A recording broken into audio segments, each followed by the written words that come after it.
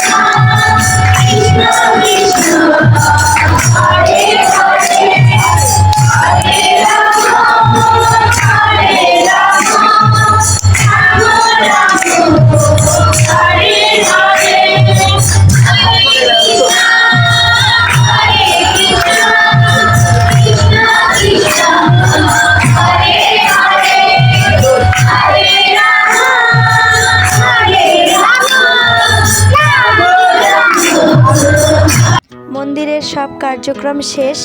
এখন সব ছাত্রছাত্রী ভক্ত সবাই লাইন দিয়ে বসেছে প্রসাদ পাওয়ার জন্য। আজ প্রথমবার সবাই বসে প্রসাদ পাচ্ছে। অন্যদিন প্যাকেটের ব্যবস্থা থাকে, যে যার প্যাকেট নিয়ে বাসায় চলে যায়। আজ প্রথমবারের মতো বসিয়ে প্রসাদ বিতরণ হচ্ছে।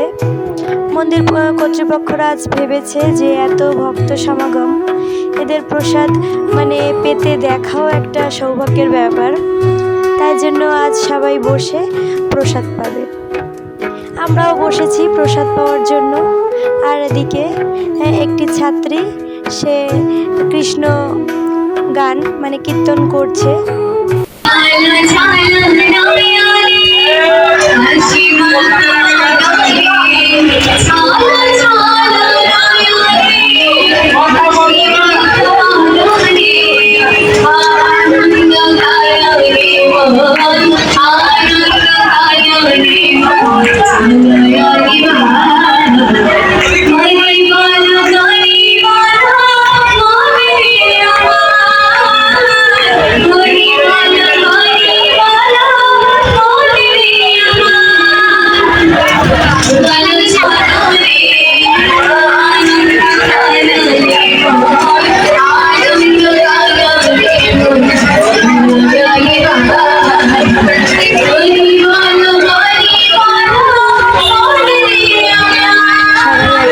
প্রসাদ পাচ্ছে এবং প্রসাদ পেয়ে যে যার প্লেট নিয়ে নদীর পাশে রাখার ব্যবস্থা আছে, সেখানে রেখে নদী থেকে হাত মুখ ধুয়ে তারপর বাসায় যাচ্ছে।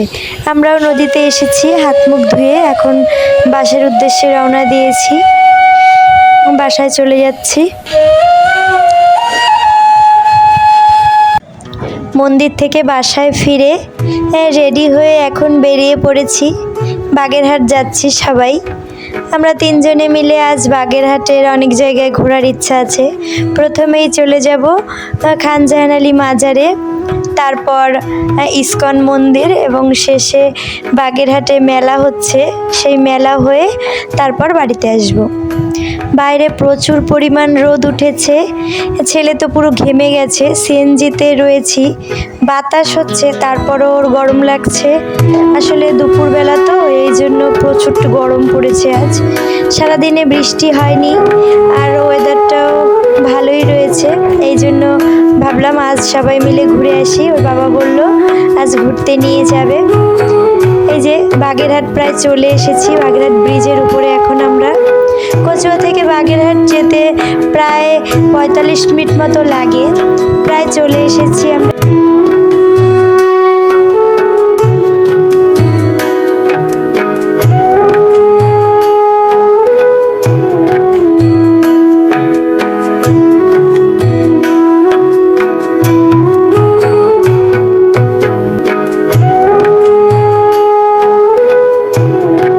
ব্রিজের ওপর থেকে আকাশটা দেখতে অনেক ভালো লাগছে।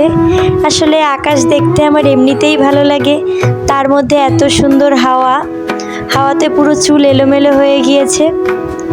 এই যে প্রায় চলে এসেছি মাজারে, এখন ঢুকবো। ধ্রুব আর ধ্রুবর বাবা দুজনে মাজারের জন্য একটু মোমবাতি, ধূপকাঠি, প্রসাদ, তারপর গোলাপ জল এগুলো কিছু জিনিস কিনে নিচ্ছে। কিনে নিয়ে তারপর আমরা মাজারের ভেতরে ঢুকবো।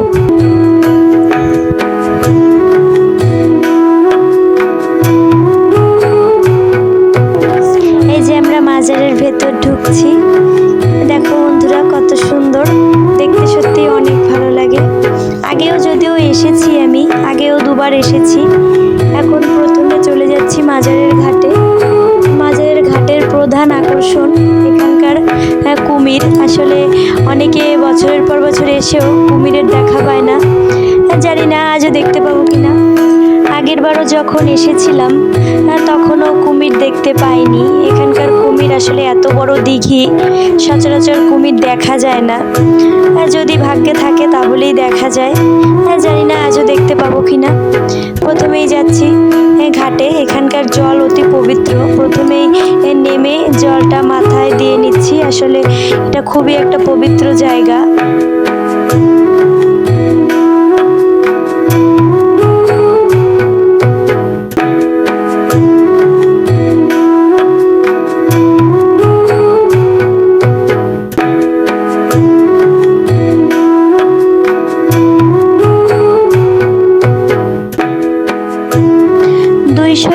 আয়তনের এই বিশাল দিঘি যখন হজরত খানজাহান আলী কাটিয়েছিলেন, তখন এই জল যাতে কেউ নষ্ট না করতে পারে তাই জন্য দুটো কুমির এই জলে ছেড়ে দিয়েছিলেন, যাতে এই জলটা তারা সর্বক্ষণ রক্ষণাবেক্ষণ করতে পারে।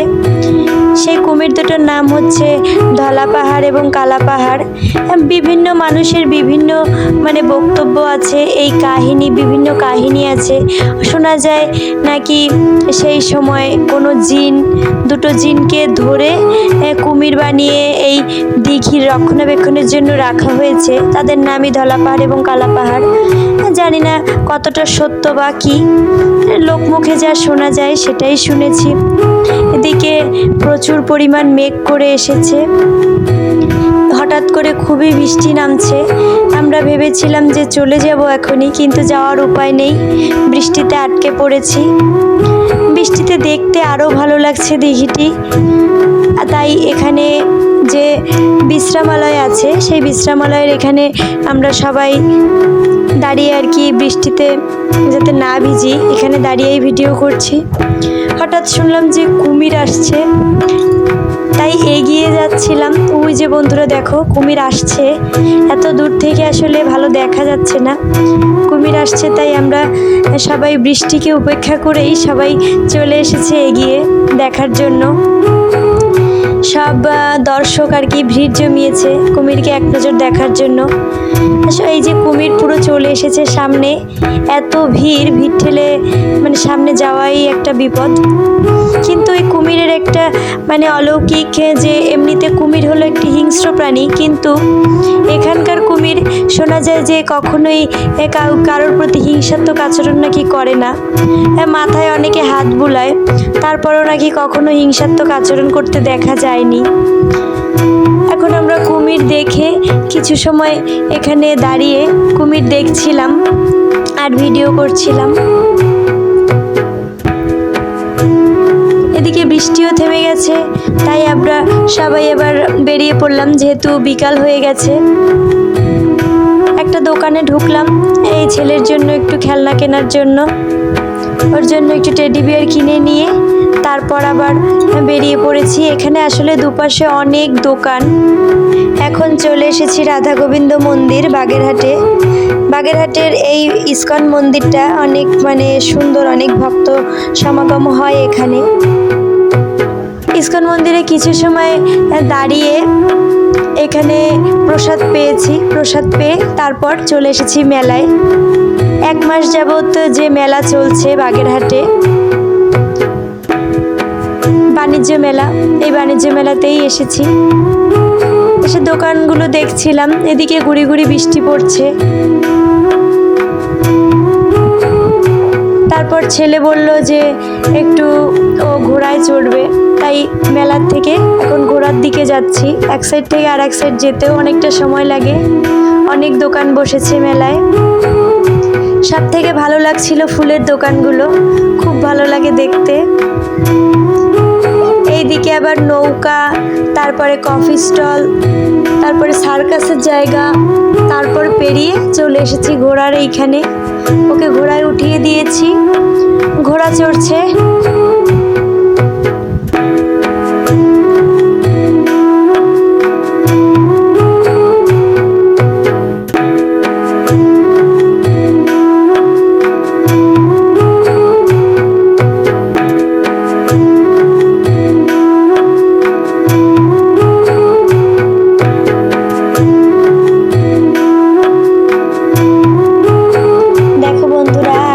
দেখতে কত পরিষ্কার, কিন্তু বৃষ্টি গুড়ি গুড়ি বৃষ্টি পড়েই যাচ্ছে।